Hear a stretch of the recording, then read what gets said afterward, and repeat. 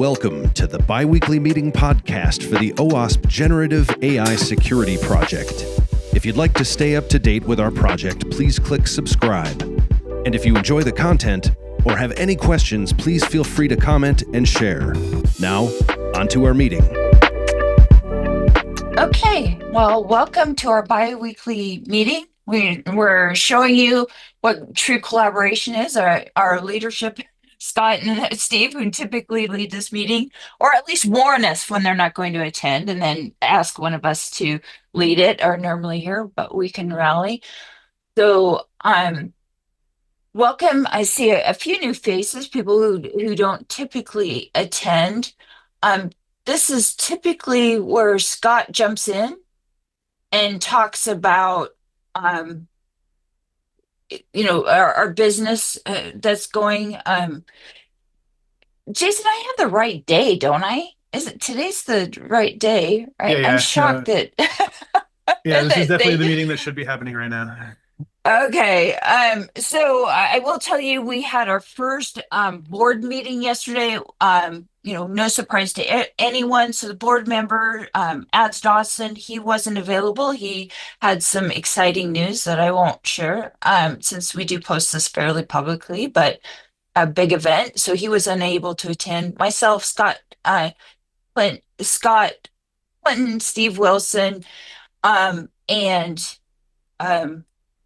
John S. was there, and just talking about how do we put more structure, how do we manage our growth, how do we put more consistency around the projects, make it easier for people to join. One of the things that we've noticed is when we were a smaller group, it was easier to have meetings like this and understand where there was a gap and where people needed help. And now we're at a point where we have sub-projects to our sub-projects. And so we're trying to always stay on top of making sure that everybody is being able to contribute, and we're being effective in managing that out. So we talked about around a few ideas around the governance and how do we do that, and manage the growth and staying true to our mission. So publishing update, I know that there has been a lot of effort around publishing, making sure that we get some consistency around the documentation, and then getting it translated into all of the different languages. So I don't know if there's anybody who manages this on the call. Anyone? Tetsuo said in Slack he wouldn't be able to make it. So I think we'll just have to let the slide speak for itself, and we're working on it. There's new processes. I know that I think the big thing that finally got worked out was unblocking Telesh for some of the translation stuff. So Yes, that was a fairly recent thing that got unblocked, which is awesome. I will say, this is one of the things I mentioned yesterday. A lot of the times where we need the most help is in the real not very sexy part, like, doing the translations and doing the editing and things. And so if you have any skills in that area and want kind of an easy, hey, where can I help, where I make a big difference, those are some of the areas that we always benefit from having people bringing those skills. Yeah. Hey, sorry for being late. Thanks for picking up, guys, and getting started. Okay. Hey, You want me to roll back? No. Go, just keep going. But just on this one, Jason, if you are in the middle of this, I'm not sure it really is fixed between what's going on with the sort of PDF group and the translation group. If you wanted to touch base with Telesh, that might be helpful. I think Telesh and I are aligned. I think there's a bigger conversation that needs to happen. Cool. We'll do that in the background. So this is my update. So I'm leading a project I'm calling Compass. It's really an operationalized version of the LLM checklist. It started out as an idea when I taught an AI red teaming. I was part of an instructor for an AI red teaming class. And it's went through several iterations, some great feedback. It continues to kind of evolve. And the mission behind it is really to take all of this information that we have, that we get from the agentics team, that we get from the threat intelligence team, that we get from the AI red teaming team, combined with some of the guidance we get from around the safety and security and, even groups in the API top 10, and combining it into a single dashboard that people can take this data, start identifying where they have priorities, where they have gaps, and be able to kind of say, hey, we absolutely shouldn't roll this out. Here's some data around it. I can make a judgment around it. So, our roadmap um, is to try to release the first version 1.0 of the Compass on June 9th. So my reverse backwards glance on that is May 22nd, discuss any open items. That's a call that we'll have tomorrow to find out more about if you'd like to join that. It's at, I think, 10 o'clock. I always get my times. I have so many meetings, but it's pinned in the channel that we use. It has been renamed Team Gen AI Security Governance. And then May 29th, review for any changes. June 5th, final items, and then July 9th, or June 5th is when I'm hoping to have everything finalized and sent to the publishing team. That's the stake I've put in the ground. For the next month, then we'll come up with training videos and webinars. So really, how are we going to educate everyone on what we published and the benefits to using it? Improve. Real quick, Oh, the go call ahead. is at 10 a.m. Pacific tomorrow. Say it one more time, Rock. 10 a.m. Pacific tomorrow, Nicole. Okay, 10 a.m. Pacific. You see, Rock, you notice my superheroes. We have the girl version, Rock. So Rock is the co-lead on it. I am the lead on this project. Improvements. There's an AI incident preparation checklist. There's a reference tab for incident monitoring, category type, layer, and giving an example of what you want to monitor. I've added a tab for third-party questions. So what should you be asking your vendors? And then Vulcan gave an amazing matrix where he kind of ties all of it from the top 10, OWASP top 10 and the agentic top 15, and kind of shows it in layers, what you should be doing, what you need to be concerned about, and then mapping to the original documents. Still to do is, because I've added so much to it, I need to kind of rethink the assessment and scoring example. One thing I want to really be clear on, because I got some feedback and some documentation around doing kind of a threat analysis or threat evaluations with it, like with Stride and other different models. I want to be clear that the mission behind this is it follows the OODA loop, and it's quick and easy. And then we point people at, if they want to drill down and get more technical detail, there's much better resources. I didn't want to get caught up in making this be an effort where someone felt like they had to have 20 hours worth of information so that they actually could get to the answer. The mission is after an hour with the right people in the room, you should be able to understand what your threats are and what your priorities are, and then be able to go act on those and then reiterate. It's meant to be used as, kind of your compass, keeping you headed the right direction, understanding what your priorities are and what threats you need to be concerned about. And the deliverables are a Google Sheet, runbook, and videos. And in the runbook, I already have a bunch of examples, but that's the big effort, is use cases, giving people examples of how to use the compass, and then be able to come up with how they can use it in their environment. So, any questions on the compass? So, Sandy, I look at this and I think there's all sorts of cool, useful stuff in here, but I still don't know how to explain to somebody what this is and why they want it. Like, Okay. in a sentence. In a sentence, it's if you're I guess the first sentence would be is, um, what are you doing with generative AI? And the second sentence would be, do you have any concerns? That's really broad. So I'll rephrase it as a suggestion. Okay. Figure out if this project had one sentence to introduce itself, and you only get one, you don't get to ask a question. Okay. What am I? And you don't have to do that on the spot, Okay. but you Yeah. need, or we're not going to be able to tell people What's your how to AI come threat? here. What's your generative AI threat? No, that's a question. You need a statement. What Okay. is this thing? So again, don't do Okay. it on the spot. Just think about it. You get to walk up to somebody on the street and you get one sentence to introduce this. What's it going to be? You need it because it's complicated and it's a lot of different things.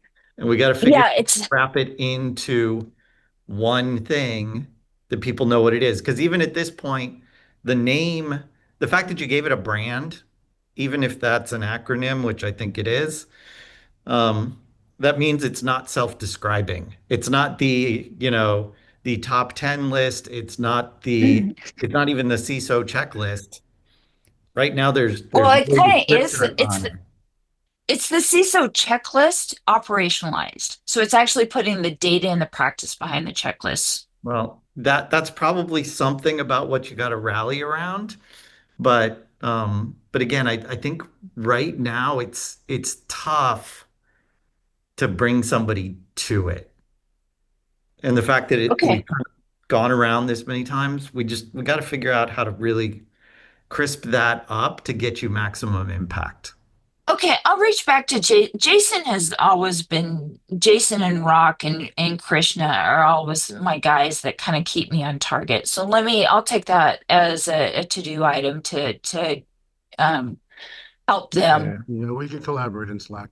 I Yeah. gotta Yeah, for Okay. So it sure. can be a I got compound sentence, but it can be for the following type of person, this thing does X for you or something like that. But it's got to be super tight and it's got to be super crisp and be that call to action where somebody goes, "Oh, all right, I got to go research this. I got to find out more. I want to get into it."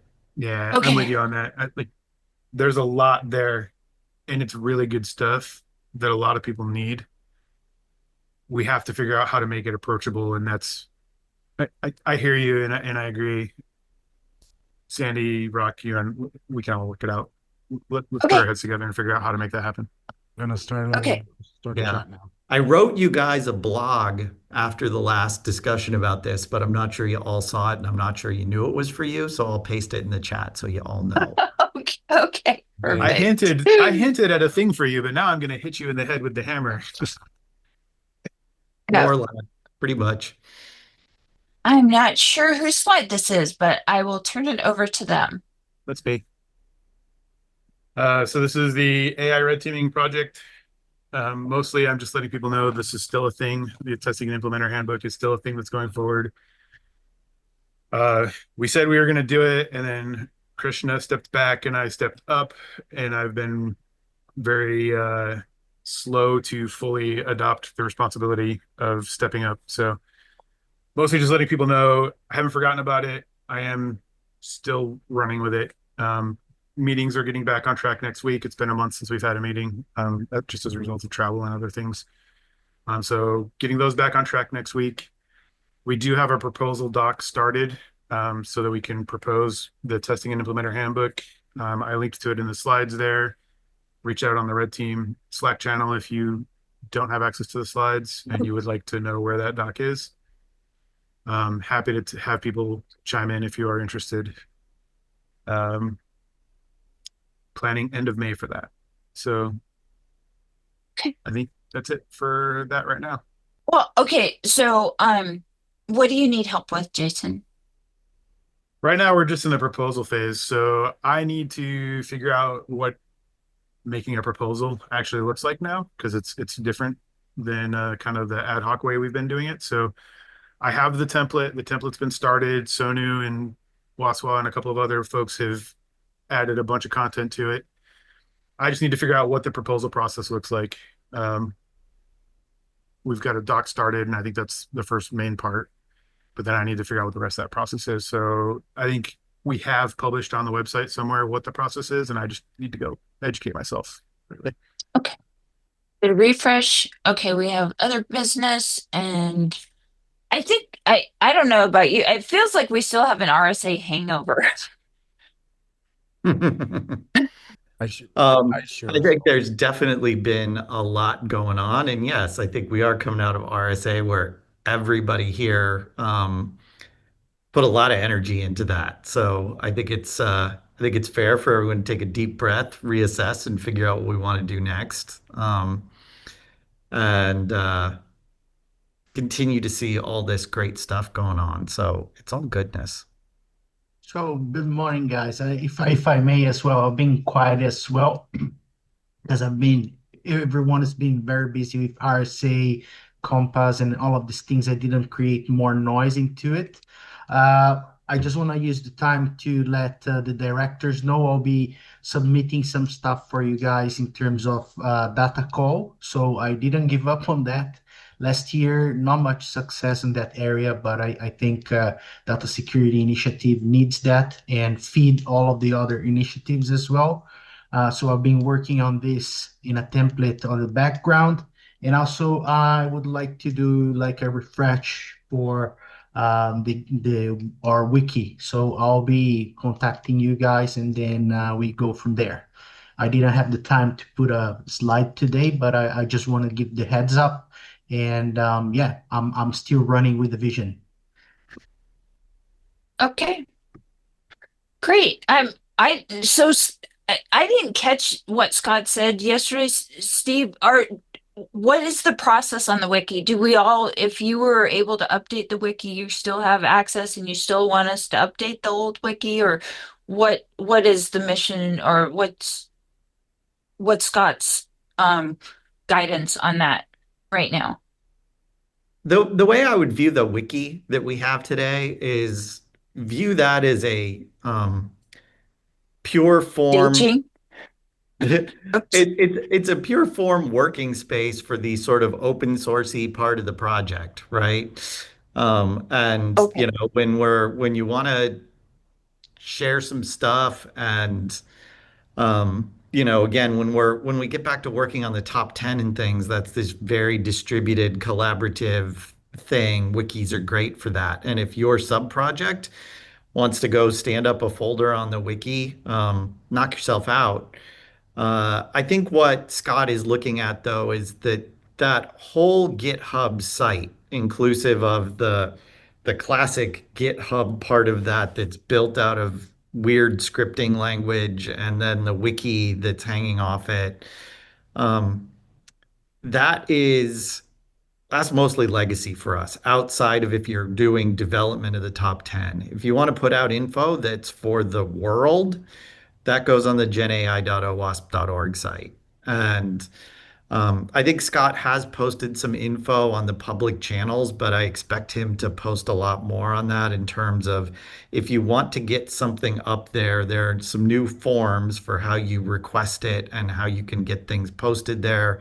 There are also going to be some individual places where you'll be able to, you know, add your names as contributors and things like that. So we'll probably tap Scott to do maybe a little overview of that at the next meeting and what's the structure of the website. But I would say just broadly think about that GitHub site really is the sort of inside baseball version of the developer or of the, you know, OWASP top 10 for LLMs, which is still a super important part of what the group does. But the larger umbrella and the whole outbound presence of the group is no longer that. We keep that there because lots of people point to it, but the outbound presence is genai.owasp.org. And if you do have questions for how to get something up there that you want to, I'm sure you could just post on the Slack or tap Scott specifically. All right. Anybody else? Questions, comments for today? This is Sean Applegate with Swish. I'm like I say, new listening member, and I have Will Rogers with me. We're primarily focused on only the public sector generative AI security area. So we're really a solutions provider, not an OEM. But relative to Sandy's Compass work, we're working on similarly building out some assets to do, I'd say, CISO and maybe CDAO scoring from a risk per factor using the NIST AI 600-1, which has about 400 controls in it. And so I think we'll probably join your effort on the Compass, but put maybe a very specific NIST kind of federal public sector aspect of that. But a lot of what you're doing is extremely tightly aligned to that NIST AI 600-1 document. But that's kind of the framework for generative AI and LLM security that the federal government's holding their people accountable to. And then that maps back to some parts of the NIST AI risk management framework, which is a higher level kind of AI security framework and fabric. So I think what you're doing is really interesting, but it's complex because there's a lot of mapping to other standards, whether that's ISO or others in other countries at the government level we're seeing. And so we only focus on the US public sector primarily. So both state and local and federal, but we traditionally do a lot of federal work, and they're obviously not, using commercial standards in a lot of cases. So it's tricky. Yeah. No, and so wonderful. I look forward to it. Rock and I have had some great conversations. But awesome. I look forward to having the discussion and kind of getting your feedback. So thank you. I appreciate it. Yeah, and just to give you a background, I worked at Riverbed 9 years. I ran the Wireshark Shark Fest community and events. So I've done a lot of stuff in the open source space with folks like the Wireshark team with Hong Seng Bei and others. This is my first time maybe working with the OWASP group. So I'm going to see if we can officially, I guess, maybe become an official partner and fund some things from a Switch perspective with our marketing team. But looking forward to working with the team, and I'll try to contribute where we can and ramp up over time. So thank you. Awesome. Scott would be dancing if he heard that. He'd be like, that's really awesome. And as you can see, it's this is a perfect example of our community, Sean, which is just people jumping in and just saying, hey, I've got some ideas. I mean, that's really what I did with Steve. I lurked for a while, listened, and then I had some ideas that he supported me on. So welcome to our group. It'll be wonderful to have some people with a slightly different knowledge and experience and contributing to what we do. No, we're looking forward to it. And we're based in DC, so we're local to a lot of the large federal agencies and work with a lot of their CISOs and CDAOs. So we do work in not just cyber, but we work in data science and engineering projects and observability and stuff. So we'll probably bring maybe a slightly different perspective sometimes. But the good thing is I think we do a lot of work with Homeland Security really deeply. So they're kind of leading the AI charge in the civilian agencies. And that allows us to kind of work with what we'll call the pathfinders or trailblazers in the civilian agencies. And they're not afraid of doing new things and challenging it, but obviously there's a high degree of regulation and compliance that they care about. So sometimes it's maybe more compliance led and less kind of experimenting in some cases. Well, and Phil Dursey, my good friend Phil, is on the phone. I don't know if you guys saw it.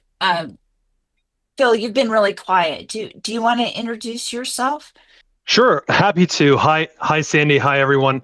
I'm Phil Dursey, and I appreciate the invite to introduce myself. It's been a while since I was really joining these meetings, but yeah, I'm the CEO and founder of Hypergame, where we focus on advanced offensive testing, AI red teaming, and I recently published a book on the topic. There's a lot of overlap and interest from what I've heard today, so I'll look forward to continuing to collaborate with you all. I'll be dropping my email in the comments here if there's any way that I can support OWASP. I was once a chapter lead at a Seattle co-lead, and I'm looking to support the community. So yeah, just reach out, let me know how I can help you all.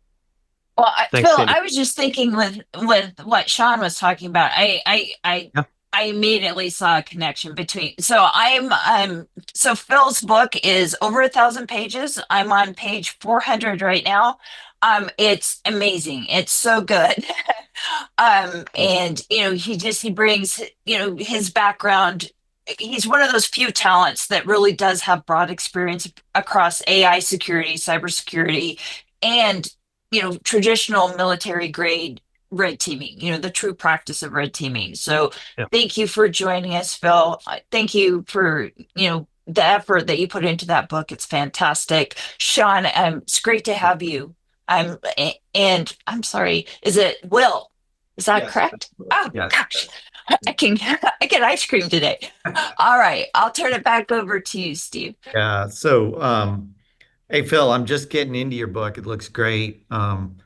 I don't know Great. how you write a 1,000-page book. It took me a year with a lot of AI help to write my 200-page book. So, unless you Well, started this in 2019, I don't know how you got it done, but it looks awesome. so I'll tell you what I told Rock, who had a similar reaction. That's basically 4 years of copious notes, and it took me forever to make it that short.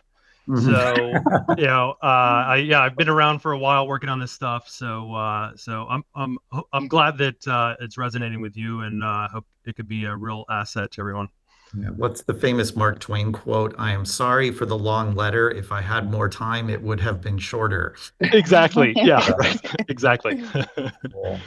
Well, hey, I have one unofficial thing to share. People are welcome to hang out. Otherwise, this is the end of the official OWASP portion. But while this isn't an official part of the OWASP project yet, I may contribute it at some point. I did release a new version of what I'm calling the chat playground. Some of you who follow me on LinkedIn might have seen it, but I just released a new version. If you haven't seen it, this is kind of what it does, is it's a way to experiment with chat models and guardrails, and it's designed to be really easy to use, and it just basically shows people how this works. And those of us who are steeped in it, I think we kind of intuitively get this, but also, whoops, I think a lot of people, uh, even people who use this every day don't think about how it really works. And even people who are into being security experts around this don't really think about it. So real quick, if I can just get this to behave, I'll just do the world's quickest demo here. And the idea here is you can get in and you can play with language models and security, and you can do it with installing nothing and no API keys, because you can see there's a range of bots and models. The ones that are called simple bot are language models implemented in JavaScript that run in your browser. They're the world's dumbest bots, but I can say something like, I am sad, and it gives me an answer. But if I say, ignore all previous instructions, our favorite prompt injection, that goes through. But if I don't want to let that kind of thing into my model, I can just turn on the prompt injection filter. And while I'm at it, I can turn on the sex and violence filters. And so if I come back here and I say, I will kill you. Oops, and I'm going to run into demo syndrome here. Yeah, great. There we go. So you get blocked by the guardrail, and you can play with this if you want to. You can go ahead and you can add your open AI keys, and you can play with real language models, some of which have intentional vulnerabilities. You can play with the vulnerable RAG agent that reads your email. And you can play with advanced guardrails that use things like the OpenAI moderation APIs. You can play with my amateurish attempt to use a large language model to build a prompt injection filter, and you can hack on it yourself because it's all open source and it's designed to be really easy to extend and hack on. So if anybody wants to play with that, I'd love you to check it out. Send me some feedback. Looks really cool. I especially to explain. I mean, I talk about this all the time. Like, anytime you step out of our echo chamber that all of us who have been thinking and talking about this and try to explain it to people who aren't necessarily doing it day to day, tools like this are really valuable. Yeah, there's no rocket science here that most people on the call don't know, but it's a way to get people's hands dirty with it and show how it really works. And, you know, if you're giving a talk or a workshop and people want to do a hands-on, I often struggled myself, like what would I do with hands-on? This is something you can just point people at a URL and they can get their hands dirty, you know, sitting with their laptop. Or I've even tried it. It's a little clunky. You can use it on your phone and get your first experience that way. So it's that easy to get started. So I did drop a link to the GitHub repo, which has links to a demo video as well as it's hosted right there. You can click on it and try it. Nothing to install. All right, folks. Thanks everybody for coming today. It's great to see you all. See y'all soon. Bye. Thanks for checking out our bi-weekly meeting podcast. If you'd like to stay up to date on all the latest news for the OWASP Generative AI Security Project, please click subscribe. And of course, we'd appreciate it if you'd share with a friend to grow our community. We'll see you in 2 weeks.